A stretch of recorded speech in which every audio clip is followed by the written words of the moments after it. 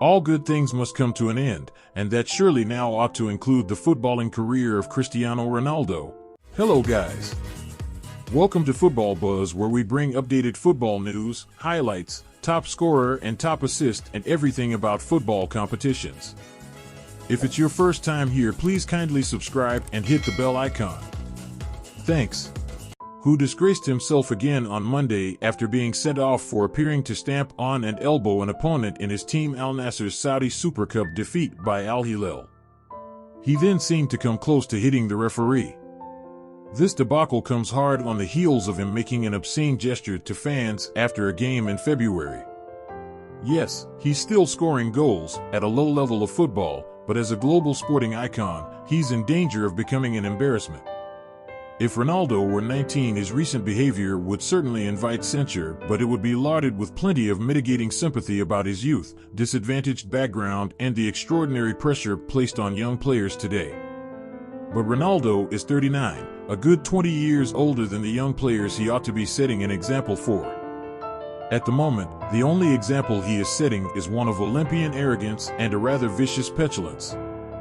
Why is Ronaldo still playing? Fame? Surely not. He's one of the most recognizable faces on the planet. Members of lost tribes in the jungles of South America are probably aware of him. Fortune? Maybe, but he must be approaching tech titan levels of wealth by now. Or is he hanging on in pursuit of the holy grail of strikers, 1,000 career goals? Ronaldo has 885 and could probably get close in another 3 seasons. I suspect all of these things play their part, but the overarching reason is simply his character, and thus his destiny. Ronaldo just loves being Ronaldo, the greatest player, once possibly true, but now in his mind, on the planet. He appears to have an almost pathological craving for an audience and a need to be at the center of the story, preferably through his football, but failing that through controversy. He's an incorrigible show-off. He reminds me of children from my childhood who would ride no hands on chopper bikes to impress their peers, or boy racers doing handbrake turns in a car park.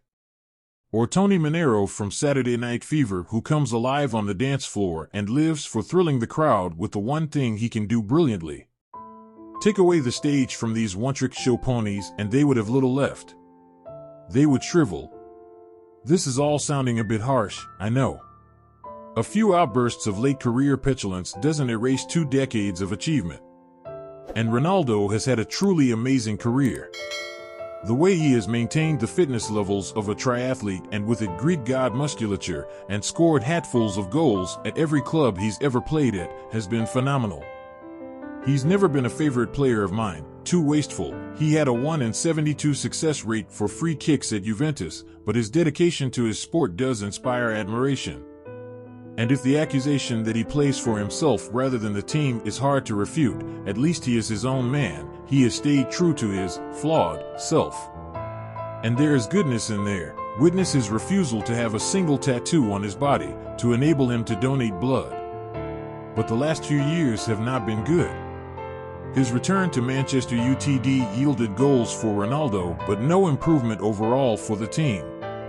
Off the pitch, there was more bad news than good, and Ronaldo somehow managed the near impossible, tarnishing his reputation at the club where he made his name and where he was considered almost a deity. Going public, Piers Morgan, with what sounded like trivial complaints, was graceless, especially when contrasted with the quiet dignity of his manager Erik ten Hag in response. The Saudi adventure has been an underwhelming affair too. Ronaldo may have trousered almost unimaginable amounts of money, but he hasn't done much to elevate what has been described as a retirement league.